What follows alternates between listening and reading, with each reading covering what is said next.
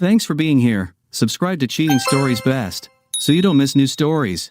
What would your reaction be if you found on your wife's desktop a video of her entertaining 3 men at once? Today's story has a similar plot. Enjoy! It was hard for me to imagine that I would ever find myself in this situation. I didn't have a clear explanation. I didn't see it coming, and I didn't see a way out.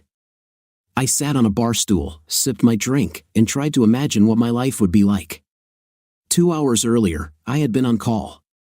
I am a network troubleshooter and owner of my own company that provides network engineers to companies on a contract basis. When people have problems with their computers, they call a technician. When a large business has problems with all its computers at once, they call me. I still maintain my skills by going out into the field occasionally. It's high stress, high intensity, and high pay. People go crazy, everything stops, and they think I should just wave a magic wand and make everything go back to normal. Sometimes I can do this, but not this time. Oddly enough, it was the brokerage firm where my wife worked. She didn't work in the building where I was. She had her office on the other side of the city, but I knew she sometimes went there. They had over 200 computers, and not one of them could connect to the network. They were losing money and breathing down my neck just like my mother did. I restored the network and forced them to leave. Now, I needed to find out what caused the failure. It was completely accidental. I was simply looking for traces, hackers, viruses, or any other explanation I could come up with. While running diagnostics, I looked for hidden files since the files for this are usually hidden. There were quite a lot of them. Most were system files, hidden because you shouldn't mess with them. They are hidden so that fools do not accidentally ruin their systems. I looked for files that were not system files and found several. One folder was in a very strange place. It was located in the system folder, 3 levels deep, and labeled Christmas Party. It was the 3rd week of February, so I doubted anyone had planned a guest list. The folder contained 3 MP4 files. I ran a scan and found that the first file was infected with a malicious worm. I made sure it was quarantined and checked the second one. It had the same problem. The third one was clean, so I started it. It took me a while to clear the other 2 files. The first one wasn't much different. There were 5 men and 2 women. I repeated the process. The third one was a bit different. It showed a different office with nice furniture, leather sofas, large comfortable chairs, and a bar. A tall, distinguished gentleman sat at the table sipping a drink. A minute later, the door opened, and a young man and an older man walked in, accompanying a young woman who appeared to be drunk. She had long blonde hair, and I couldn't see her face in the video. "I've been waiting for this moment for a long time," said the older man. "We're going to have a fun party." I recognized this guy. We had met at a convention, and Argent introduced him to me. He was a senior manager at the headquarters of the parent firm of its brokerage franchise. I thought he was a jerk, but she seemed to like him. I didn't think much about him until I saw her dancing with him. I didn't like the way they danced. His leg was between her thighs, and it seemed like she was rubbing against him. I didn't like it when my wife danced with other men without my permission, especially like that, so I intervened. She got angry at me, but I didn't care. "Argent, I'm leaving," I told her. "You can come with me or catch a taxi, whatever you want." "What the hell is wrong with you?" she asked. I turned and left. She followed me and was furious when we got into the elevator. "You didn't even ask me if I could dance," she said. "You jealous idiot," she shouted. "I need to be here for connections," I told her. "I told you this when we came. You don't own me." "I don't need to ask your permission," she said. "You're wrong," I told her. "I own you, and you own me. I own your body, not your mind. You're free to do whatever you want as long as we are married. If you decide that I don't, we'll have to live with the consequences." "Are you threatening me?" She was perplexed. "Stop the elevator now." "I'm going back." I pressed the button for the next floor. The door opened, and she dashed down the corridor towards the stairs. I watched her until the doors closed. Argent was a magnificent woman, no doubt about it. She was perfection in miniature, silky blonde hair that curled like it was alive, small perky breasts made for love, a slender figure with curves in all the right places, and in fifth place that could turn on even a zombie. She could have had anyone, and I always felt incredibly lucky that she chose me. I didn't feel lucky going down the elevator. I left the hotel, got into the car, and drove home, seething with anger the whole way. I poured 2 fingers of rum and took it upstairs, where I changed into shorts and a t-shirt. Then I went downstairs, went outside, and sat by the pool, watching the light flicker on the water from the slight movement. I hadn't been there long when I heard a car in the driveway. I suspected it was Arjun, but I didn't move. The car drove back, and there was silence. She came and found me. She stood in the doorway to the terrace for a minute, looking at me, then went back inside. 5 minutes later, she came out, also changed and with a drink in her hand. She pulled a chair towards me and sat down. We sat in silence for several minutes. "How angry are you?" she asked. I sighed. I was very angry. "Now I'm just disappointed." "I'm sorry," she said. I reacted poorly. "I'm sorry." "No, you didn't react badly," I said. "You did wrong." "I don't want to make you angry," she said. "But please explain what I did to hurt you like that." "Arjun, we have a rule," I said. "We have it for good reasons. It doesn't bother me when you dance. I even like to look at you. The rules are that if we're asked to dance, we always ask each other if we mind. If I don't like a man or you don't like a woman, we agreed that we can say no without any explanation." "Right," she said. "You weren't there when Dean asked," I said. "Then you should have waited until I returned or come and found me. We also have this rule so that if we don't like the person who invited us, we can give each other a sign, and the other can say no." "I understand, but he's my boss," she said. "I wanted to dance with him, and you weren't there." "That's not all," I said. "That's how you danced." "It was just a dance," she said, but she lowered her eyes as if embarrassed. "Do you usually rub your leg against the leg of the person you're dancing with?" I asked. She blushed and couldn't look me in the eyes. "Sorry, I was drinking." "Not to answer your question," she said. "I apologize for my actions and reactions. Let's forget about it, okay?" "That's what I want," I said. I didn't even think about it after that. Watching the video in that office brought the episode into clear focus. I looked back, wondering if the party was an extension of something deeper, if this was the tip of the iceberg. I took a closer look. The woman in the video was Arjun. It was during Christmas because she had cut her hair after the New Year. She was clearly drunk or under the influence of substances but was still able to move around. What happened next stunned me. I sat there for a while, trying to decide what to do. I copied the files, saved them to the flash drive, cleaned up 2 more infected files, and notified everyone via email that the network was working again. I spoke with the head of the department and told him that his employees should avoid searching for adult videos on the internet. He asked who it was, but I told him I couldn't say. I was so angry, hurt, depressed, and overwhelmed with every possible emotion. My thoughts were in chaos, nothing made sense. It felt hopeless. I needed to escape the feeling that the walls were closing in around me. I called my assistant and said I was going home.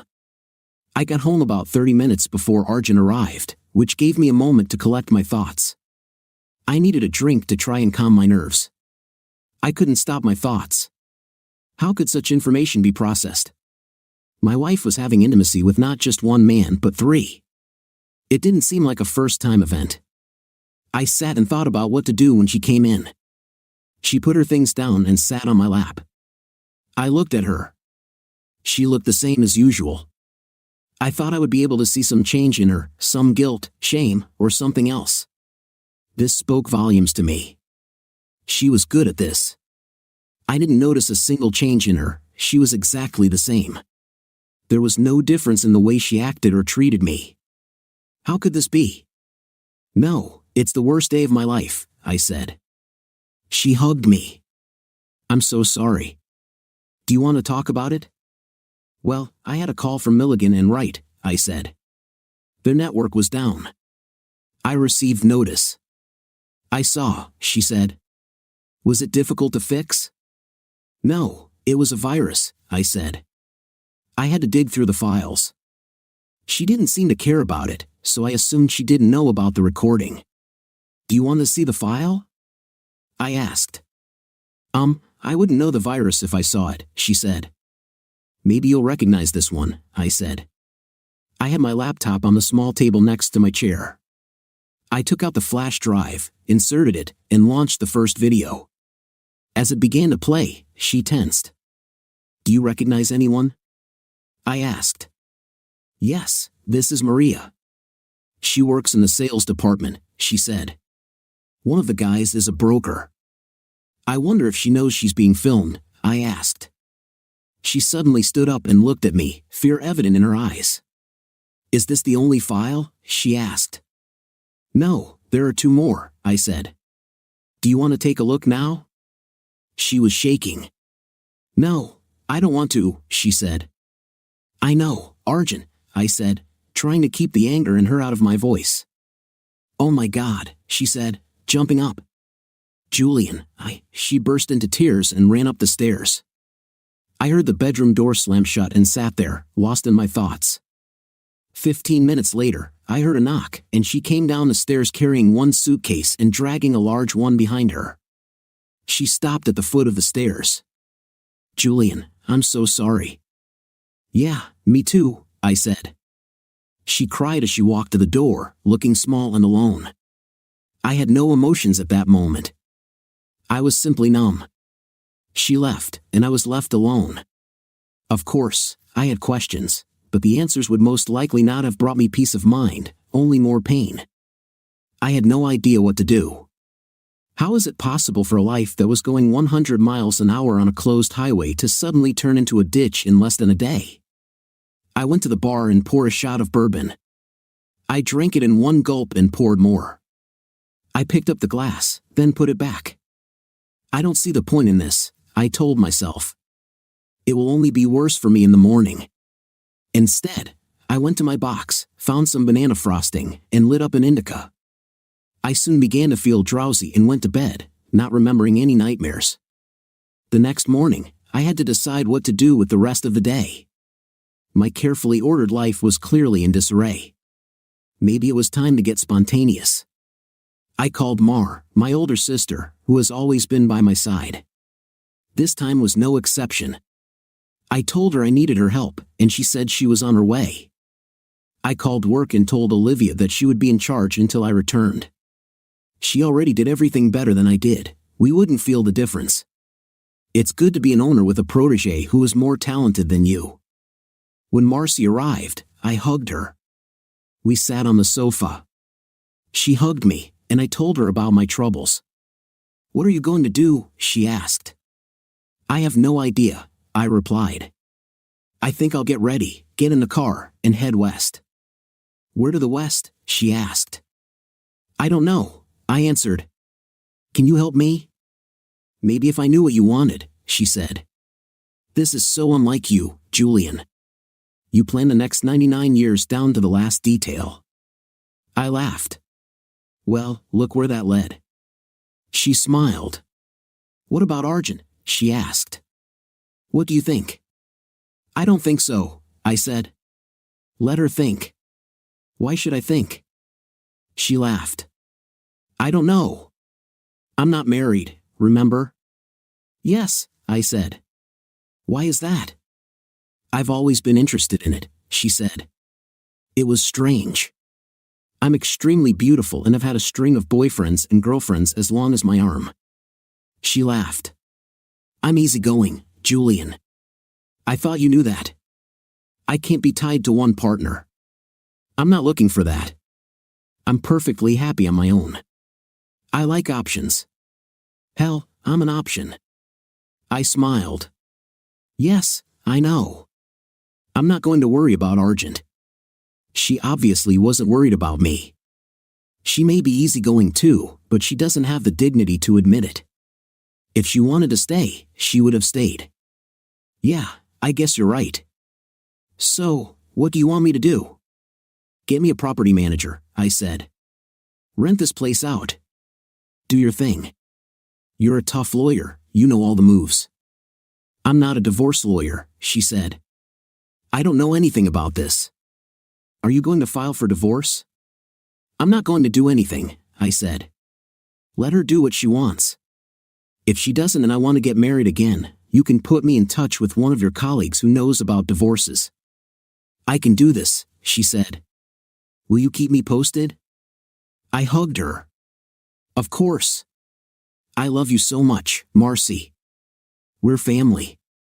Maybe I'll become airhead like my big sister. She laughed. I don't think you have the temperament for this, bro, but have a blast. Make me proud. It took me 5 days to free myself, and during that time, I never heard from Argent. Of course, I didn't try to contact her either. I gathered my things, packed what I needed, and was ready. I was going to drive and see where it took me. My car was packed to capacity. It was a 2013 Viper SRT10, yellow and black, not a lot of luggage space, but I managed. I didn't need much: clothes, a laptop, and that was it. I hit the road. It was 444 miles from St. Augustine to Mobile, where I stopped for the night. I was in no rush, just enjoying the ride, the hum of the V10 soothing my soul. My thoughts were full of what had happened, of course. You don't spend 7 years in love with someone and not have it occupy your mind when it's over. Truly, I could think about small things, and I suspected that this would last a long time. I ran through scenarios in my head. Argent comes up with some explanation I could accept, and we're back where we were. I played with this fantasy. I also planned vengeful schemes for revenge and destruction. I was definitely going to be angry at the 3 idiots I could identify. I didn't know how much it was, but I could only deal with what I knew. I got up early and hit the road. I booked a hotel for a week in New Orleans. I had never been there and was planning to explore the city. I thought it would take my mind off things. This was true, except that only in the hotel at night, alone, did the demons come, tormenting me with visions of what was and what could have been. I walked around, visited famous places, stayed out late, and listened to live music.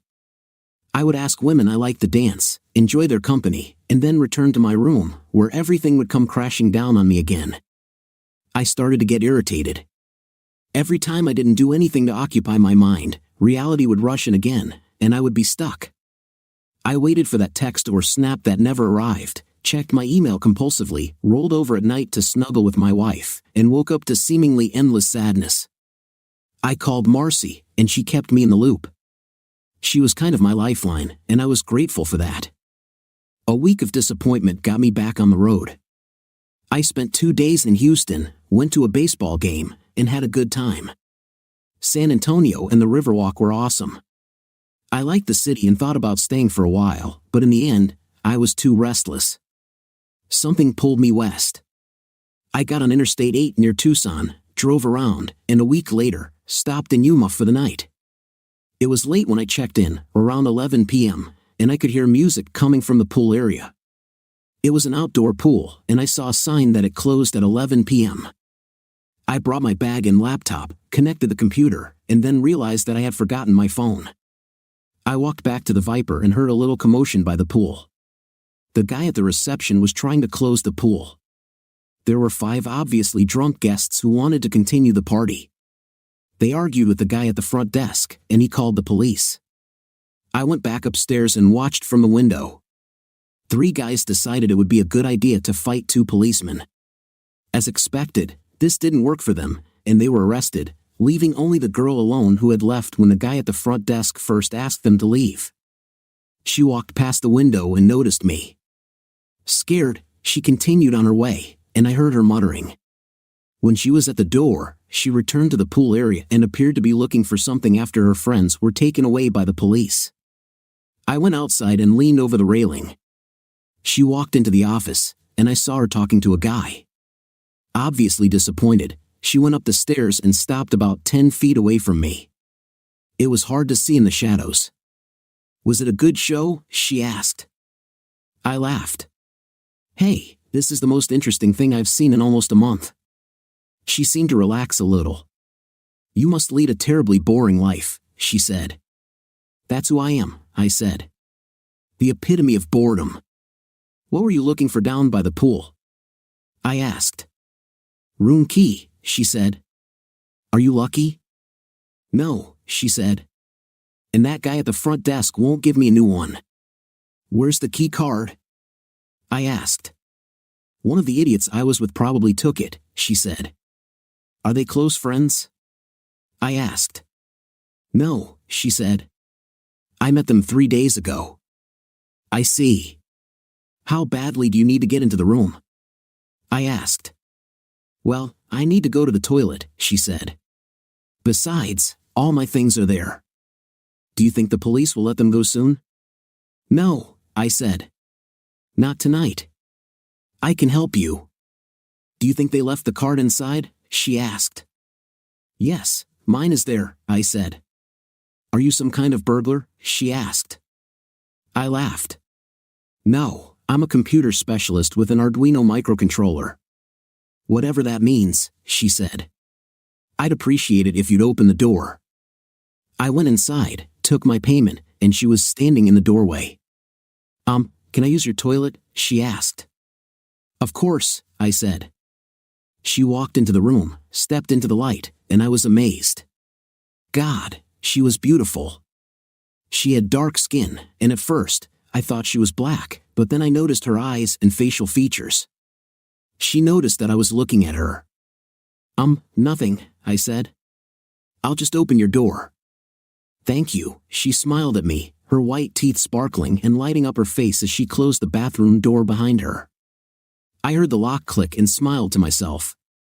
I went down to her door, turned off the DC, and plugged in my board. In a second, she entered the code, and the lock clicked. I opened the door and held it open with my slipper. She returned to her room, and a minute later, she came out. When will you open it? She asked. I laughed. It's ready. Really? Oh God, thank you. I don't know your name, she said. Julian, I told her. I'm Tan, she said. She had a charming accent, and I liked her voice. It was low for a woman, a little husky, and very attractively. I'm from Channel G. Well, I've never heard of it, I said. What are you doing in the USA? I asked. I'm backpacking around the country, she said. Yeah, I know they don't do that here, but my people do it all over the world. When I'm done, I'll come back and finish college.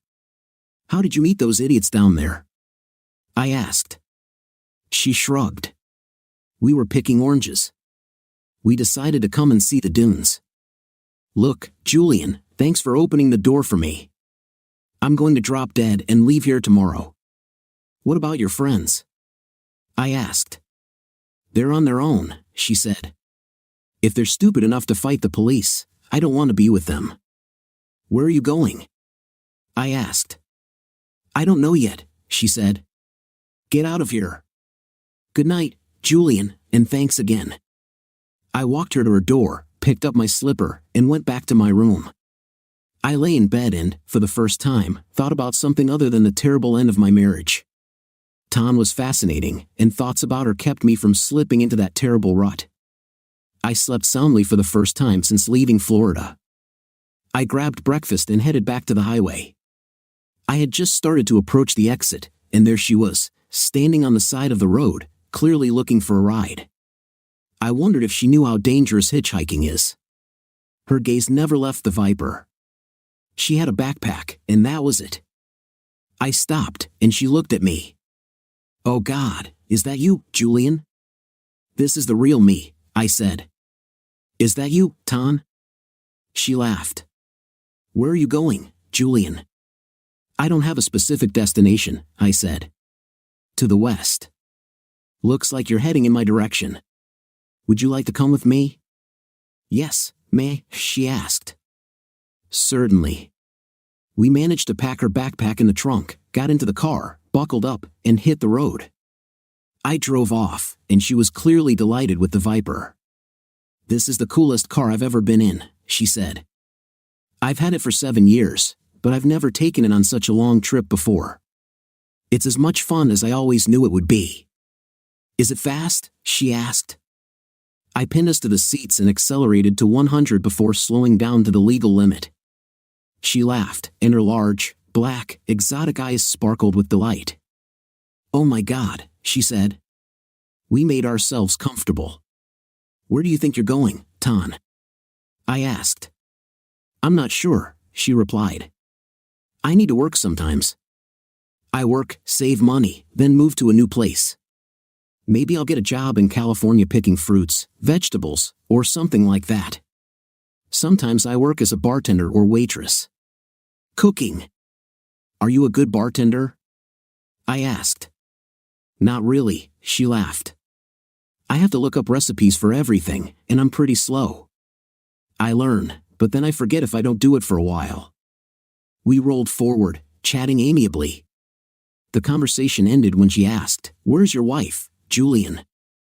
It all came back so strongly that I had to stop. Fortunately, we were just passing a rest area, and I turned in there. "I need a break," I said. She went to use the facilities, and I sat under a tree at a picnic table. A few minutes later, she came and sat next to me, handing me one of the soda cans she had bought. "Sorry, Julian. It's none of my business." "It's not you," I said. "It's still pretty fresh." "It's normal, really," she said. "Well, I don't know what it is," she said. "Something bad, probably." "How long has it been?" she asked. "Less than a month," I replied. "Actually, it happened last Christmas, but I only found out about a month ago." "Did she cheat on you?" she asked. "Tell me you didn't cheat on her." I smiled bitterly. "No, I didn't cheat on her. You don't know me well, Tan, but I don't have that in my character. God knows I have many flaws and problems, but disloyalty is not one of them. I have a different idea of myself. If I was going to cheat, I would be honest about it." "I'm sorry," she said. "How do you know?" "Quite by accident," I said. I told her what happened. "Wow, what a coincidence," she said. "I think cheaters always get caught." I know it's not always the case, but there are so many ways to get caught. My face would give me away. "Yes, me too," I said. "I would feel so guilty that I wouldn't be able to behave normally. That's what really surprises me about my wife. I didn't have the slightest suspicion, and she never behaved differently." "Why should you suspect?" "You trusted her," she said. "That's what you do when you're in love." "Maybe it didn't bother her," she said. "What did she tell you?" "She said she was sorry as she walked out the door." "This is all." "Yeah, I haven't heard a word from her since then." "Have you tried to contact her?" she asked. I shrugged. "Why?" "Like I told my sister, I'm not going to put in the effort. If she wants to do something, she has my number. I didn't ruin it, at least not like that." "I understand," she said. "I'm sorry it happened like that." "How did you know that I was married?" I asked. You have that ring there," she said. I looked at my finger, and sure enough, there was a pale indentation where the ring had been. "I need to sunbathe," I said. I smiled at her, and she patted my hand. "Maybe when we get to California," she said, "let's lie down on the beach and sunbathe." "I need to ask you something," I said. "Come on," she said, leaning her elbows on the table and looking at me expectantly. God, she was so sweet. "I'll give you a ride wherever you want," I said. "Do you need to camp, or do you have enough money for hotels?" She scrunched up her cute little nose. "Staying in hotels will quickly drain my wallet." "I mostly camp," she said. "Do you know how dangerous hitchhiking is?" "I don't know about camping, but if I were a woman, I'd be very careful." "Oh, I'm careful," she assured me. Quick as lightning, she grabbed me by the throat and pointed a stun gun at my face. I was shocked, and she laughed and let me go. I coughed for a few seconds. "Damn, Tan, what was that?" I asked. She laughed again. "I'm tough," she said. "I know what I'm doing. No one can take me by surprise." "Well, damn it, I don't think they can. Just please don't paralyze me." "No," she said, "I like you. You treat me well." "Yes, I am. I'm going to the toilet now." That's what stun guns do to me, she laughed. Okay, meet me in the car. We continued on our way, and she made me stop at a store for some snacks. As I found out, the girl ate constantly, and we almost bought out the entire store. My card got damaged, and she laughed about it too. Since I promised to buy snacks, she wanted to stop every time she saw something interesting, and our progress was slow. Since I didn't have an end goal, I was happy to be a part of it. She chatted with me constantly, filling the car with her cheerful voice. She was the happiest person I had ever met, in love with life, and her enthusiasm was contagious. We got into an argument about what to do in the evening. I insisted on a hotel, but she stubbornly wanted to find a camping spot. I won the argument and booked us into the Holiday Inn Express. I promised to go camping with her, but I had no such intention. I lied at the top of my lungs and thought we would argue again the next evening. I planned to win this argument too. We had dinner and went for a walk along the main street of the city, looking into the windows of closed shops. When we returned, I told her that I was going to the gym. She wanted to join me, so we changed and went downstairs. She laughed when she saw my look. I'm kind of a gym rat when I'm at home, she said. It's noticeable, I said. You are a wonderful woman, Tan. She blushed, a slight pink hue spreading across her face, making her look even more adorable. She became a little shy. Thank you, she said. I see you work out often too. I lift weights 4 days a week and do cardio 5, I said. It's hard for me to resist food. She laughed. Yeah, me too. She was tall, I realized as I stood next to her, probably about 6 feet. Her nails were white and very long. She looked at me, and those huge, slightly raised black eyes were like dark lakes. This is fine? She asked. I nodded, not trusting myself to speak. This girl fascinated me. When we got to the gym, there were a lot of cardio machines, but only dumbbells and a couple of weight machines. We made it through, and I quickly realized that she was very strong. I've been in gyms my whole life, and she was on par with the strongest women I've seen. She was an impressive lady. She ran on the treadmill while I used the elliptical machine. After we finished, we went back to our rooms. I showered and slept well again. The next morning, I had a text from Marcy, call me. I wanted to have breakfast, so I went down to where the food was served, filled a plate, took coffee, sat down at an isolated table, and called her. We chatted for a bit, and Tan came over, took the food, and sat across from me. My sister, I whispered, and she nodded, all her waves and locks of hair bouncing excitedly. Her hair was black like a raven's wing, very curly, voluminous, and reaching to the middle of her back. Argent called me last night, Marcy said. Huh? What did she want? I asked. It's been a long story, she said. I won't repeat it. I think she wants to tell you herself. Do I need to hear this? I asked. She laughed.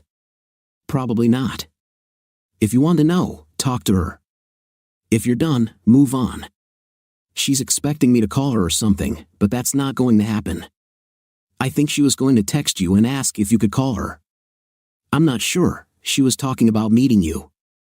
Well, that's a problem, I said. Not that I'm going to do it, but I'm in El Centro, California, and I'm going to head north after I check out San Diego, rather than head back east. I don't know what to tell you, she said. Do as you please, brother. Thanks for telling me, I replied.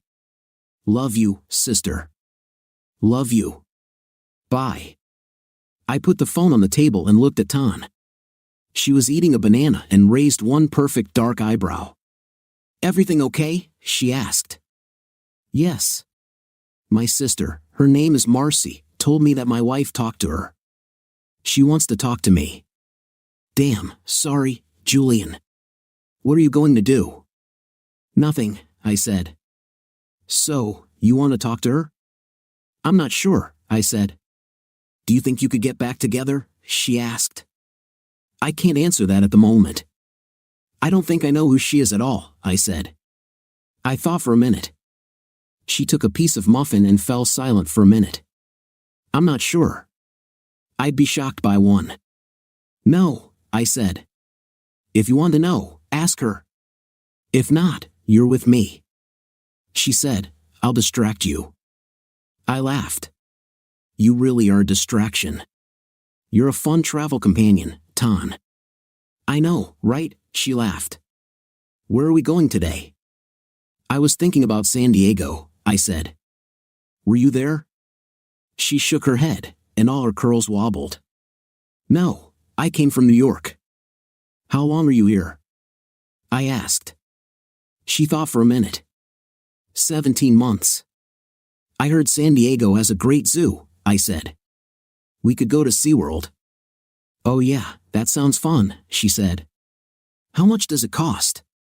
I have no idea, I said. I'll buy the tickets. You, Tan, distract me. She laughed and agreed, but added, we need to find a camping spot. I sighed. What's your deal with this camping thing? It's inconvenient. I understand why you do it, but we don't need to camp while you're with me. Okay, she said, but I want you to feel what it's like to be free, Julian. Just forget about the world, get back to basics, and live life. I don't like insects, heat when I sleep, or sleeping on the ground, I said. She laughed. I get it. I'm not a fan of this either. I need to buy you some equipment to make you feel comfortable. You know what? I said. Let's make a deal. She rested her face on her hands, elbows on the table, and looked at me expectantly. God, she was so sweet. We'll stay at a hotel in San Diego. We'll go up and visit San Francisco, and then I'll go camping with you in Redwood National Park. Deal? She hesitated. This could be costly, Julian. Are you embarrassed to say how much money you have? She looked like she didn't want to talk about it. Her eyes turned away from mine, and she seemed embarrassed. Hey, it's okay, I said. Look, I was crossing the country, stopping at cool places, seeing sights, and I was miserable. All I could think about was what happened with Argent. It was sucking the life out of me. Ever since I met you, I've been having fun. I hardly think about all that nonsense, and it's thanks to you. I want to continue to have fun while we can be together. Okay, she said after a moment. Damn it, I like you. I like being with you. You're a good guy, and it's always more fun when you have someone to do things with. I agree, I breathed a sigh of relief. Thank you, Tan. You're a wonderful girl. Are we friends? Oh yes, she said. Are you ready to hit the road? The San Diego Zoo was cool, and I'd been to SeaWorld in Florida before, but this place was just as fun. Tan made every minute memorable. She was so innocent in a special way, it seemed that every second was new and exciting for her. She drew energy from some endless source and was absolutely in love with life. She was completely unpredictable and spontaneous, and I had fun just being around her. Walking around the zoo, she took my hand, and this became our habit. We ate every new treat we could, and she loved them all, no matter how unhealthy they were. In my room after SeaWorld, I received a message from Argent. I almost deleted it but finally opened it. Can we meet and talk? I have something to tell you. I considered not answering but eventually sighed and made up my mind. It won't work. I'm in San Diego. When will you be back? Not sure, I sent. Maybe never. Can I call? Yes, just once, I replied. Arjun, if I want to talk after this, I'll call. Got it? Yes, she replied. I would really like to talk to you in person. That won't happen in the foreseeable future, I said. This caused her to send me a sad emoji. My phone then vibrated. It was her number. I accepted the call. Hi, Julian. Could you tell me what you're doing in San Diego? She asked. I didn't expect this to be the first question. Well, my life recently fell apart, I said. I thought I should move away from my mental health. I heard her hold her breath. It took her a second to compose herself. I understand. My life has collapsed too. I heard that when you cheat on your husband and have orgies at work, it's not always fun when he finds out. I promised myself not to be vulnerable. I wanted to show her how much it hurt, but I couldn't help myself. All the bitterness, anger, and pain pour out of me in caustic sarcasm. She was again shocked by the silence. What the hell did she expect? That I would sympathize with her? Okay, I guess I deserved it, she finally said. I heard her trying to hold back her tears. Can we talk without all this hysteria? I know you're suffering, Julian, and I'm sorry I caused it. Hitting me might help you, but can I just tell you what's on my mind without you attacking me after every sentence? I sighed. I was suddenly overcome with fatigue, tired of all this drama. What do you mean, Argent? She was silent for a moment. First of all, I want to apologize to you. I know this is absolutely not enough, but I'm sorry, Julian. What exactly are you apologizing for? I asked. For everything I've done, she said. I'm sorry for betraying you, for hurting you, for your suffering. You're a good person, Julian, and I'm sorry for what I've done to you every minute of every day. Okay. Anything else? I asked. Yes, she said. I hope that someday you will forgive me and not think of me with hatred in your heart. So am I said. I think I owe you an explanation. I want you to know that I love you and would be happy if I could become your wife and spend the rest of my life with you. Well, I don't want to get hysterical, but this seems a little inconsistent with your video and the extracurricular activities on it, I said. She let out a small sob. Yes, I know, but it's true nonetheless. What were you doing, Argent? Do you mind telling me that? Yes, I object, but I'll say it anyway, she said. It was a combination of a lot of things. One of them was that I slept with everyone I could to get ahead in the ranks, Julian. It was partly because of my career and partly because of who I am as a person. I think you'll have to explain what you mean by who I am as a person, I said. Julian, you know I wasn't when we met, she said. You never asked me about it, and I never did either. I didn't ask you either, I said coldly. Don't get me wrong here, I've never experienced anything as satisfying as making love to you. It's still the best intimate I've ever had. That's comforting, I said. Stop being so sarcastic, she said. I'm telling you the truth. I never told you this because I didn't think it was important, but I love intimate, Julian. It's just physical pleasure for me. Before I met you, if I liked someone and wanted to have intimate with them, I did it. There was no emotion, only physical desire. When we met, I realized that there is a psychological aspect, a spiritual side. I like it, and I love you. You gave me something I had never experienced before, but I missed the thrill of a new partner, from many partners, from the opportunity to simply surrender to physical sensations. I thought I could have both. I regret that I didn't try to involve you. Maybe. Sorry, but that would never have happened, I said. I would have appreciated it if you had warned me, though. I know I was stupid. I wasn't going to stop, so it would have happened sooner or later anyway, she said. Is that all you wanted to say? No, she said. I want to say a million things, to beg you, to make you understand, to convince you that everything may be fine, but everything is already ruined. I wish you all the best, Julian. I love you, and I probably always will. I have my demons, and they're not yours. If you ever want to talk, call me.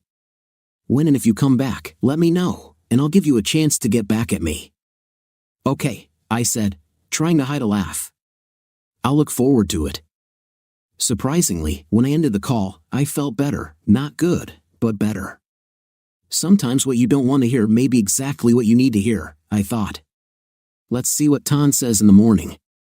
The thought of this brunette goddess made me smile, and the smile remained on my lips until I fell asleep. When I woke up, I texted Tan, saying that I wanted to invite her to breakfast instead of eating at the hotel buffet.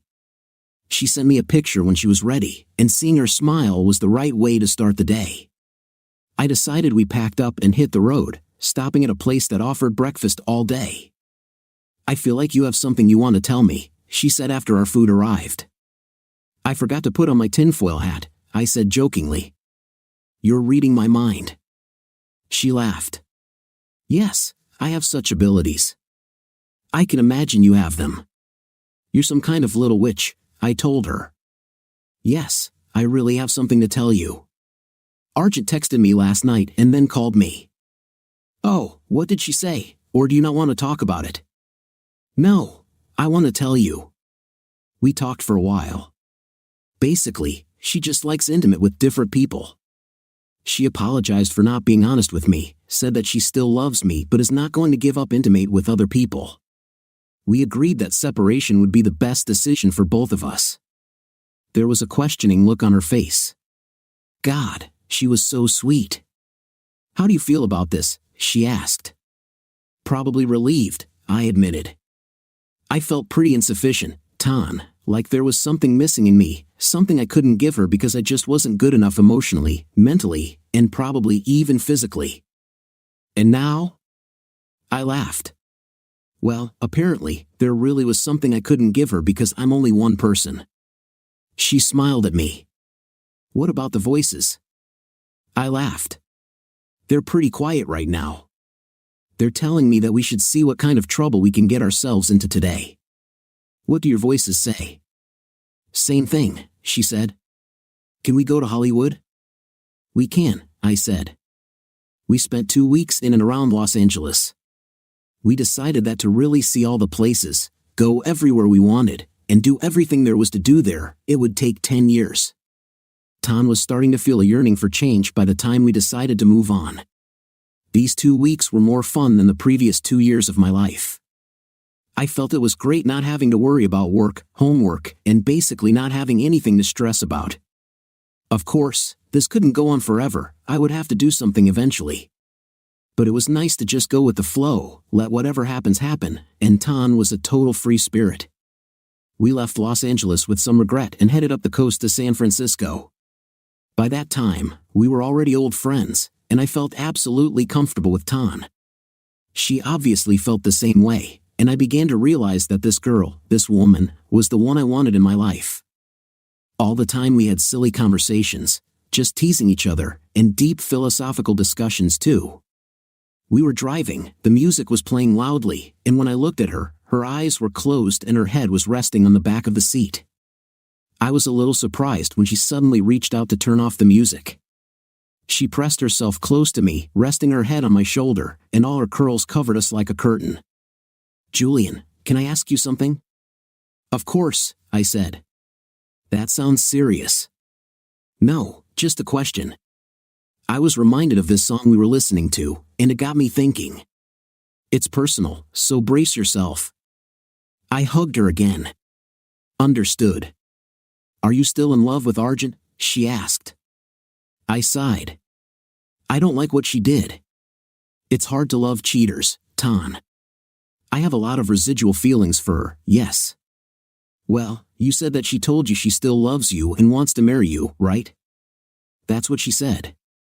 Well, I was wondering, why don't you want to marry her? I was silent for a minute, and she looked at me with those exotic, upturned dark eyes, piercing my soul.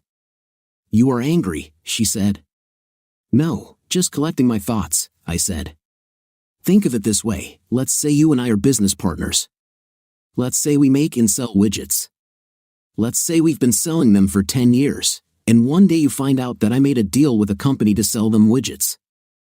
She laughed. Oh, my favorite things, gadgets and widgets. I laughed too. Yeah, right. But I did this for 5 years and never told you about it. You're my partner, but I ran this business for 5 years and kept you in the dark. How do you feel about that? Betrayed, she said. I understand what you mean, and I probably feel the same way, she said. There was silence for a moment, and she rubbed her cheek against my hand. I'm sorry, Julian. Thank you, I said. Can I ask you something else? Imagine the situation you described, but suppose I was the person selling the widgets and I got you involved from the beginning, and we sold the widgets together. It's a completely different game, I said. Maybe I would like to sell widgets with you, or I wouldn't be interested. But either way, you would be honest and not scheming behind my back. She fell silent for a minute. Yeah, I think honesty is everything. It may not be all of it, but it's a big part. If she had told you that she was interested in this from the beginning, would you have married her? She asked. No, I don't think so, I said. What's the point if you're going to live like you're alone? Why get married? I don't know, she said. I'm sure I'll come up with something. I laughed. Well, be sure to tell me when you come up with an idea. Definitely. I'm pretty smart, she said. I know. And she's damn cute too. I said. She blushed. Thank you. I thought she really had no idea. She didn't really think about her appearance. She simply considered herself Tan and didn't think about anything else. We wandered around San Francisco, visited Chinatown, tried some obscure but delicious food, explored Fisherman's Wharf, attended 2 dinner theaters, and had a great time. We were having dinner and watching a show when I could see that she was thinking about something. What? I asked. When do we go camping? She asked. Oh God, you won't let me forget about this, will you? I said.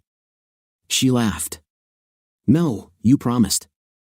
I don't have any equipment, I said. Where am I going to put this? We're not driving a truck.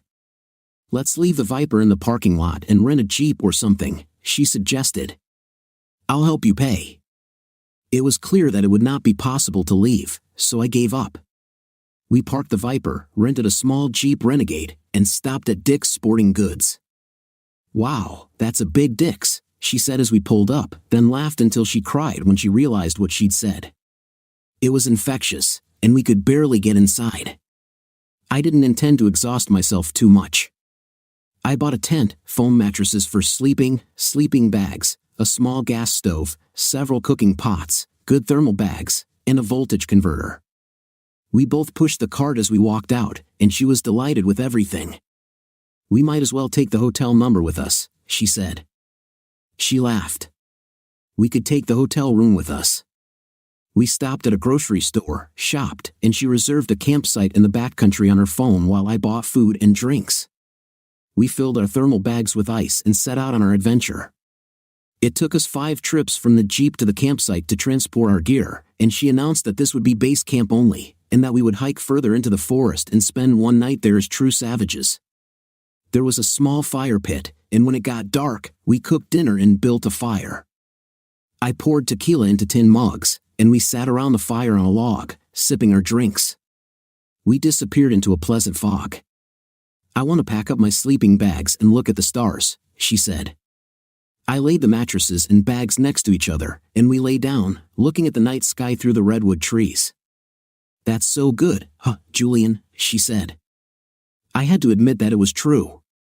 There was nothing to be heard here except nature, no people, and it seemed as if only Tan and Julian were left in the universe. I mindlessly played with one of her curls, twirling it around my finger, wrapping my other hand around her, and gently massaging her back. We fell asleep in this position, and I don't know how long we slept, maybe an hour or more. I felt her moving in my sleepy haze. She fidgeted for a minute, then stood up. I didn't move. She returned to her previous position, but I felt her cover us with a blanket. Something seemed strange about this, and slowly I regained consciousness. I always hated camping while I was doing it, but I had fond memories of it later. Nothing like this, though. I figured it was the company that made it special. When we returned in the evening, she asked me to set up a hotspot on my phone so she could use my laptop. We went back, got it, and she went online. What are you looking for? I asked. A job, she said. Really? What job? We'll see, she said. This is how I can afford to stay in the US. I need a job. I understand, I said, watching her, a wrinkle forming on her forehead as she worked. I like the sound of this one, she finally said. Which one is this? I asked. Picking almonds, she said. It's in the Central Valley. I like almonds. Me too, I said. Do you know anything about this? No, actually. I've picked apples, citrus, and peaches. It's hard work, but it's outdoors, and they provide a place to live, like a little cabin. She looked at me. Come with me, Julian. I laughed. Hey, I don't need a job. She looked sad. I was hoping, her voice faded and broke off. What? I asked. Well, did last night mean anything to you? She asked. Are we just friends, or is there more to it? Tan, it meant a lot to me, I told her. Don't think for a minute that it wasn't like that. I don't know what it means yet, but it means something, that's for sure. I don't want to lose track of you. I know that too, she smiled, a happy smile. She closed the laptop and sat between my legs on the rug, leaning against me. It meant something to me too, she said. I understand, I said. I love you too, Tan. I'm just trying to wrap my head around that, you know? So am I, she said. If I find a job and you don't come with me. I never said I wouldn't go with you, I said. I said I didn't need a job. But you have to work there to stay, she said. Give me a minute to think, I said. Okay, I'll be as quiet as a mouse, she said. How long will you think? As long as you think, I laughed. You said you would remain silent. Now tell me what you were thinking. That's what I was thinking, I said. I need to know something from you. What did you want to know? How long do you plan to stay in the US? Well, I don't really have a plan, Julian. I just do things, you know. I laughed. Yeah, I know. I mean, years? Months? Months for sure, she said. Maybe years. Why? Do you have family back where you came from? Yes, I have a mother and a brother. So, are you sure you'll come back? Yes, I love them, Julian. This is my home. When I'm ready, and I don't know when that will be, I want to see them. Okay, let's say you stay a year. Is that possible? Yes, I'd say it's likely. Will you be with me if it works? Yes, she said. I can't wait to hear it then. Okay, we will go to the valley and collect almonds. I will work with you, but you also have to agree to something. After we finish picking almonds, you will come with me to Florida, I said. She tilted her head back to look me in the eyes, and she was so beautiful it took my breath away. Okay, but why, and what are we going to do there? We will live together. She laughed. We've been doing this for a while now. I smiled at her. Yes, but making love is the new part of it. I love being with you, Tana, but I'm still pretty disheartened by how things ended with Argent. Do you understand? Yes, I really love you very much, and I'd like to see where this goes. Is that what you want? She nodded. Yes, but explain how it will work. What's your major in college? I'm studying to be a nurse practitioner, she replied. I have an idea, I said. We'll live together. You'll go to the University of Florida, and we'll see what happens. I need money, really, she countered. I sighed. Yes, I understand. Here's what I'm proposing. If you live with me, you won't have to worry about housing, food, and such things. You'll only have to pay for school fees, books, and pocket money. She nodded. You know there are jobs in Florida too, right? Yes, I said. But picking citrus fruits or bartending doesn't pay for school, she said. I would need a better job. I could live pretty frugally backpacking, but I need a good job to go back to school. Could you work for me? No, she said.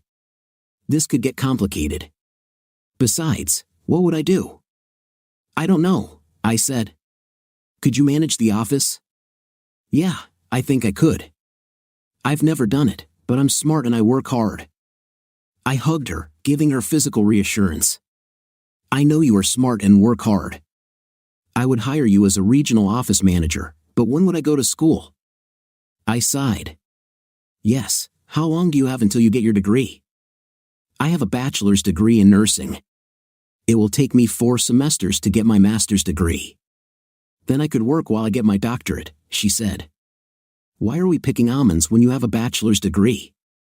I asked. I'm not certified to work in the US, she said. Ah, I see. Will you let me lend you some money? I asked. No, I don't want to accumulate debt, she said. I laughed. I understand that, of course, but I would be a very gentle lender, I promise. Yes, I know you would. Can't we just go pick almonds and see what happens? We can.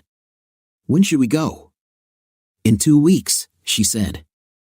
We spent a week and a half camping, and I have to admit I never thought I would enjoy it as much as I did. It was Tana. She was an adorable little witch, and just watching her was an amazing experience. We packed up, drove back to San Francisco, dropped off the Jeep, picked up the Viper, donated our camping gear to charity, and headed into the valley. Harvesting almonds turned out to be quite an experience. It was hard work, and the other pickers were also very interesting people. The owner of the orchard was a friendly man, and despite our lack of experience, he was happy to see us. He put us in a small 2-room hut with a kitchen and a bedroom. Bathrooms and showers were shared, as was the kitchen. It was simple but clean, and it seemed to Tana that it was just right. Of course, I was less optimistic, but it was not bad. Jim, the owner, trained me on the shaker machine. I led her through rows of trees, and she had a device that would reach and shake each tree. The almonds would fall like rain. It became boring after the initial impression, and shaking 2,500 trees a day was something I could physically do. The almonds lay on the ground drying, and then broom machines piled them into banks between the rows of trees. I drove a tractor, pulling a machine that picked up the shafts and loaded them into trucks. There were a dozen different jobs, and we learned everything. It was grueling long days, and in the evenings there was usually a party at the communal kitchen. Other workers were a mixture of white and Hispanic itinerant workers who followed the harvest, moving up and down the coast picking what was in season. We loved hearing their stories, and they cared about each other. We were strangers at first, but they quickly accepted us, especially Tana. Everyone loved her, and she soon became everyone's little sister. The only dissonance was in the second week after our arrival. A van pulled up with a foot-tall sign reading Jehovah is King. A tall, thin man with a large bushy beard and wearing a kippah got out of the car. Jim introduced us to him as Claude Moore. He shook my hand, ignoring Tana, and said, "I am Claude Moore. Jehovah is my king and Jesus is my savior." "Cool, dude." "I'm Julian, and this is Tana," I said. He didn't even look at her. A very reserved, tall, red-haired woman and 4 small children stepped out of the van. "This is your family?" I asked. "Yes," he replied. "You can join us in prayer tonight." "Thank you," I said. I took Tana's hand, and we walked towards our hut. "Well, an eccentric guy," I said. She laughed. "He's creepy as hell." He didn't look at me but studied me out of the corner of his eye. He looked at my chest 10 times in 2 minutes. "Really?" I didn't notice it. "Believe me, I know," she said. "Women always know when men are looking at their breasts." I looked at them, like before us. She laughed. "Yeah, but you tried not to. It's not the same with him as with that guy." "I want to look at them now," I said. She laughed, and her t-shirt and bra were on the floor almost before I finished my sentence. Mr. Moore was quite aggressive in his faith. We never joined in his prayers, and he thought we should. After a week, I tried to avoid him, but he caught us as we were leaving the communal kitchen and began to attack us. "Do you know that intimate immorality is a sin?" he said. "Stay out of our business," Tana said. "Condemning sin is my business," he said. He still didn't look directly at Tana, but I realized that she was right. He was throwing sidelong glances at her. "Listen, Mr. Moore," I said. "We don't want any trouble. Just leave us alone. We're not bothering you, we're just doing our job and not bothering anyone." "Harlots will be thrown into the lake of fire," he said. Now he's really pissed me off. "Do you want me to hit you?" I asked. "Say anything about Tana again, and you'll spit out your teeth." "God's people do not fear the ungodly," he said. "I'm sure God's people don't stare at women's breasts," Tana noted. "And clothing tempts even the righteous," he said. "I am tired of this." "Come on, Tana," I said. We started to walk away, and he made the mistake of following us. The manifestations of the flesh are obvious: fornication and adultery.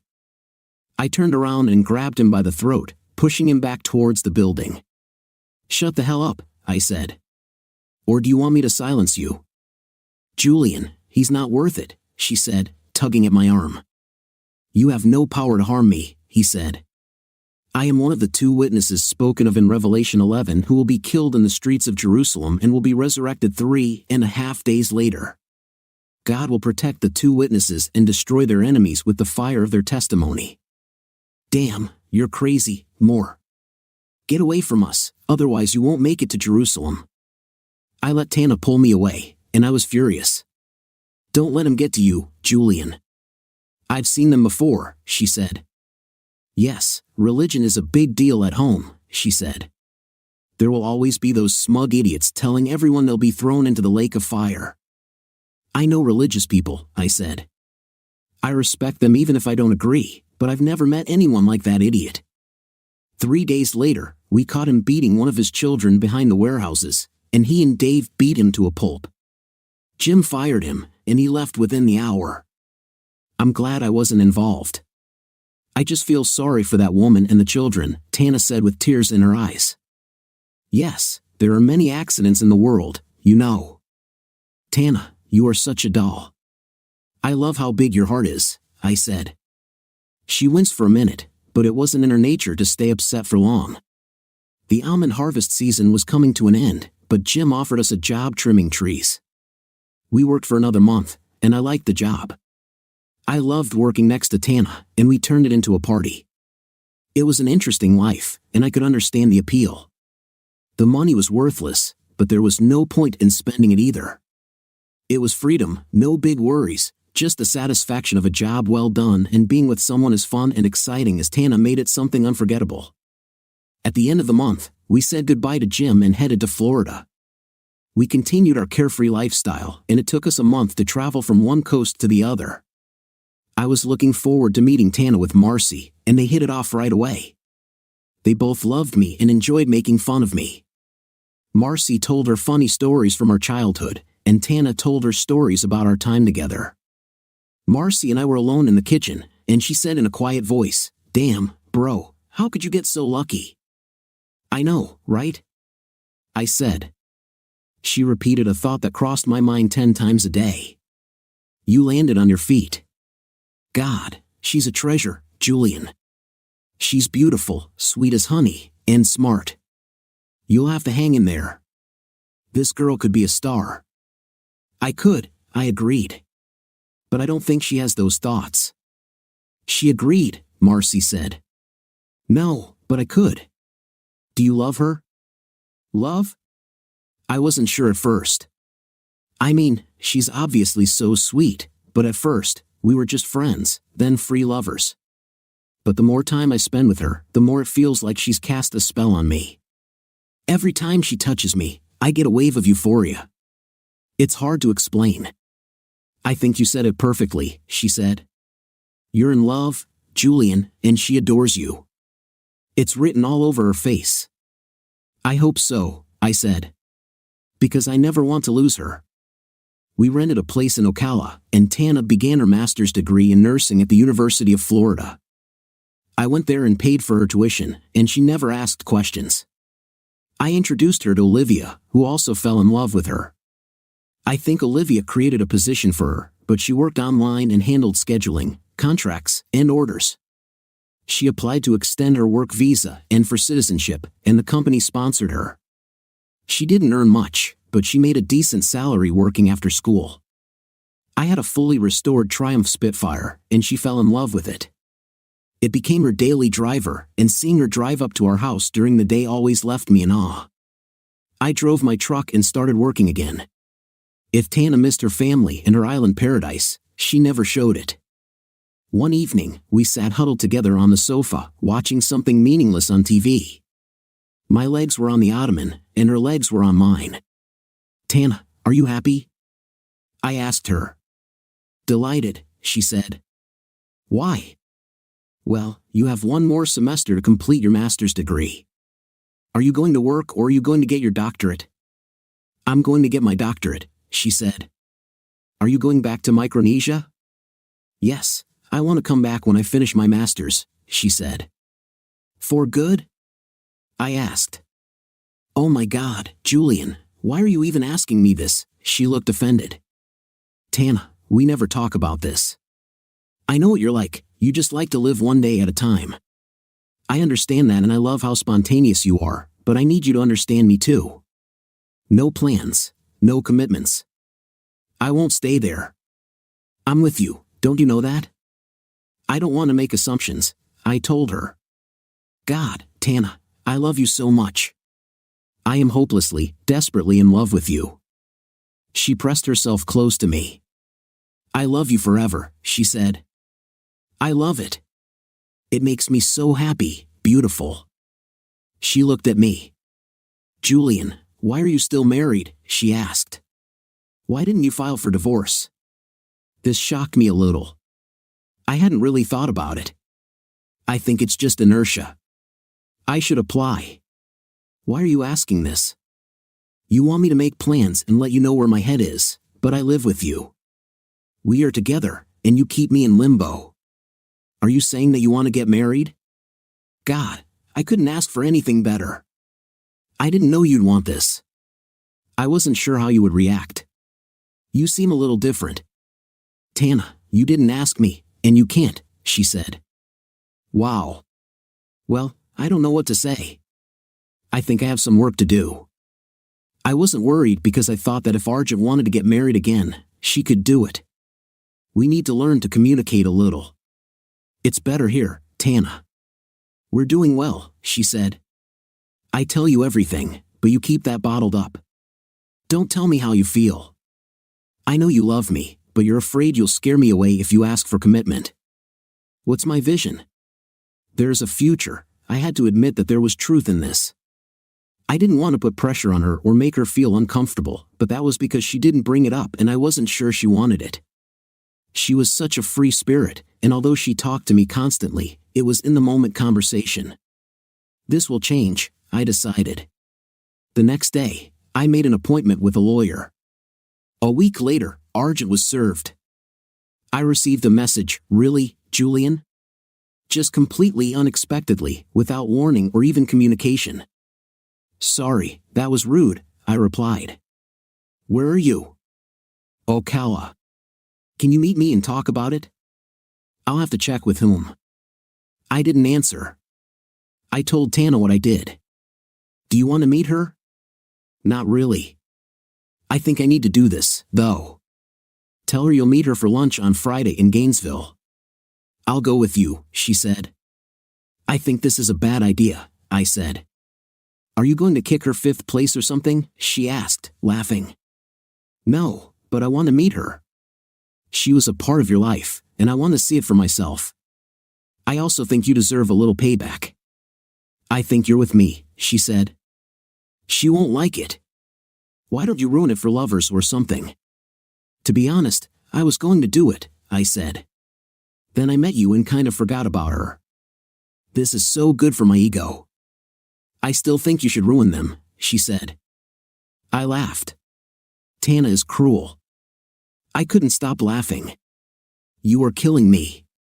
How about we ruin their computers? Oh yes, can we? She asked. I have access to their network, I said. Hey, I need to text Arjun. Then we will ruin them. I arranged to meet her for lunch without mentioning that Tana would be with me, and we began our revenge. Tana took unholy pleasure in the whole process, giggling evilly the whole time. Every new problem I asked them about irritated her again. None of them were able to keep their jobs, and the 2 I knew who were married accidentally sent the video to their wives. Tana's thirst for revenge was satisfied. When we met Arjun, she was fashionably late, as always, and when the host brought her to the booth, she looked a little shocked to see Tana. I introduced them. Tana wasted no time. You're A, she said. Arjun sighed. Yes, I know. How did you know? I saw what you did to him, Tana said. I regretted it every minute, Arjun told her. I don't, Tana said. He's mine now, and I'm so glad you did it, except for how much it hurt, Tana said. Julian is yours? Asked Arjun. Yes, but she's loyal, I said. Yes, I am, Tana said. They sized each other up for a minute. God, you're beautiful, Arjun told her. Thank you, Tana replied. I think you're so damn cute. I think you'll always be cute, Arjun said. Are you attracted to women? Arjun asked her. Yes, some women, Tana said. I looked at her, and she smiled mischievously at me. What women are wonderful. I like beautiful things, Tana said. I had no idea, I said. Oh, he just recently became yours? Asked Arjun. No, we've been together for almost 2 years, Tana said. This topic wasn't raised before.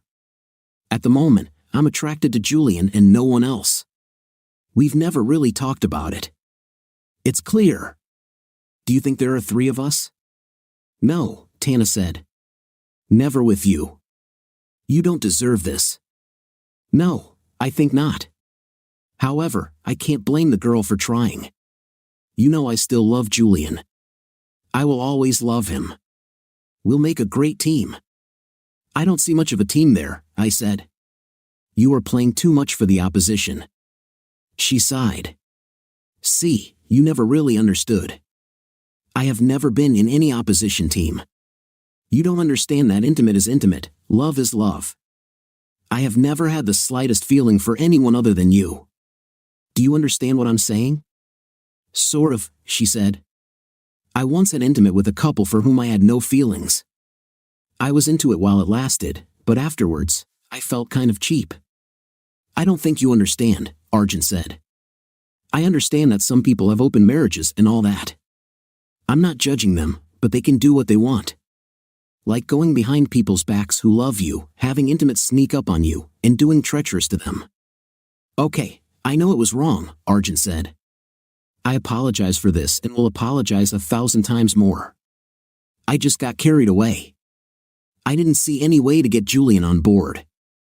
Maybe if No, I screwed up. I can't go back in anyone. No, you can't, I said. We're not here to blame each other, are we? Why are you here, Arjun? You wanted to talk. What are you doing? I'm struggling, she said. Neither with you nor with T. I see what you have. I'm fighting for a piece of you, Julian. I didn't do anything because I didn't love you.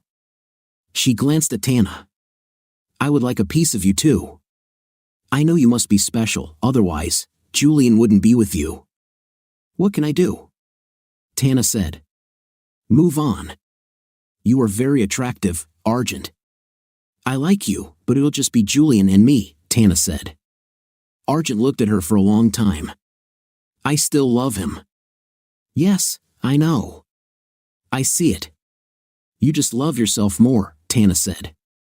There's no point in repeating this over and over again. Nothing will change.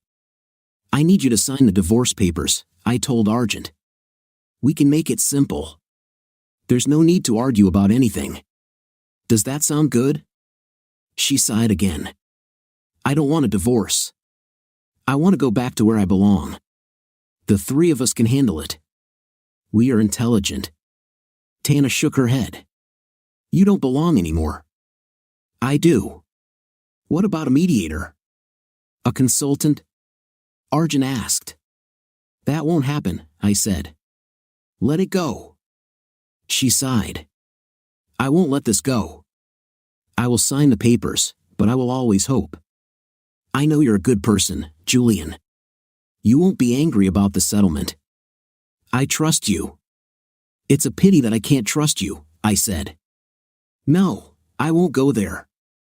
There are some strange things going on at work, Arjun said. Tana laughed. I see that this amused you a little. Arjun said. The giggles intensified and caused me to start. And then Arjun, yeah, I guess I should say thank you for not getting me involved. Yes, you should, Tana said. We finished eating, and Arjun stood up to leave.